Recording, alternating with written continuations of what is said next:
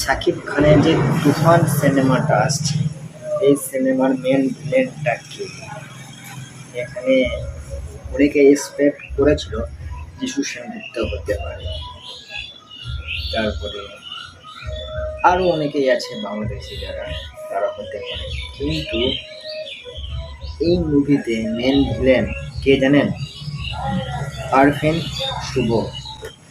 আরফিন শুভ হচ্ছে তুফান সিনেমার main villain. Arfin শুভ ভালো লোক আর ভালো অ্যাক্টর। আরফিন শুভ যদি মেন ভিলেন হয় তাহলে ভালোই হবে, কারণ আরফিন শুভর বডি স্ট্রাকচার, আরফিন শুভর যে অ্যাটিটিউড সেটা কিন্তু ভালো।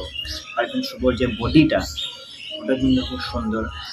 এবারে মেন ভিলেন হলে ভালো হবে, আরফিন শুভকে ভালো লাগবে, ঠিক আছে, খারাপ লাগবে না, ভালোই লাগবে। দেখা যাক কী হয়। তো এই তুফান সিনেমাটা ভালোই হিট হবে, এটা কিন্তু শিওর আছে। তাহলে তুফান সিনেমার মেন ভিলেন আরফিন শুভ।